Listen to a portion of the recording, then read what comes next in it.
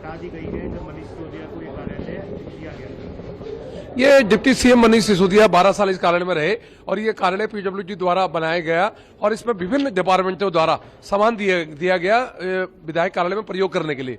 पर मैं जब मेरे को हैंडओवर दिया पीडब्ल्यूडी ने तो यहाँ पे कुर्सियां थी करीबन 250-300 कुर्सियां गायब। यहाँ पे बड़े बड़े टीवी लगे हुए थे, बड़े एलईडी लगे थे, बड़े टीवी, वो टीवी गायब। यहाँ साउंड सिस्टम लगा हुआ था, जैसे कोई 200-250 लोगों की बैठक है, एक आउजा का साउंड सिस्टम था करीबन 10 से 12 लाख रुपए की, वो गायब। यहाँ कमरों के अंदर सोफे लगे हुए थे, अच्छे सोफे बैठने के लिए लोगों के, कुर्सियां लगी थी, टेबल लगी थी, वो गायब। यहाँ एसी लगे हुए थे, अच्छे एसी लगे हुए थे, वो एसी गायब सब कमरों से।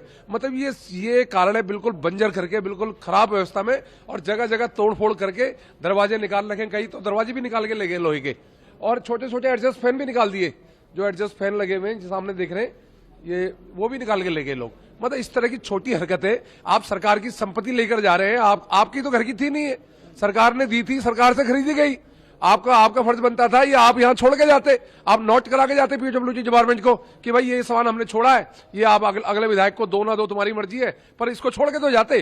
पर आपने कैसी हरकत दिखाई, टोटी चोर जो आपके पक्ष में वोट मांगने आते हैं दिल्ली में, अखिलेश यादव जी, उसी की तर्ज में आपने यहां भी कर दिया।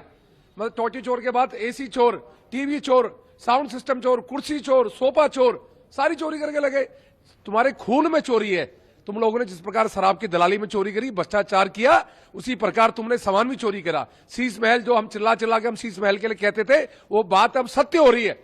तुम लोगों ने शीश महल भी ऐसा बनाया जिसमें 8-8 लाख के पर्दे लगाए, 56 करोड़ रुपए लगा दिए अपनी अयासी के लिए, और वो आप सब दिख रहा है कि ये लोग जब 56 करोड़ वहां लगा सकते हैं और अयासी के लिए, आप सोचिए इस कार्यालय में छोटी छोटी चीज लेकर जा रहे हैं, पंखे तक निकाल के ले गए, तो ये बड़ा गंभीर विषय है।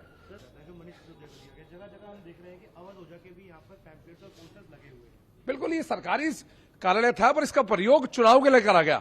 चुनाव में यह मीटिंग होती थी, आचार संहिता का उल्लंघन हुआ कई बार, हमने इसकी कंप्लेंट भी करी, पर इन लोगों को संविधान मानने की आदत नहीं है। ये लोग संविधान को नहीं मानते, ये लोग अपने हिसाब से चलते, और दिल्ली की जनता ने इनको बता दिया, जो संविधान को मानेगा वही सत्ता में आएगा, जो संविधान को नहीं मानेगा वो सत्ता में नहीं आएगा। सत्ता की चाबी अगर किसी के पास है तो जनता के पास है।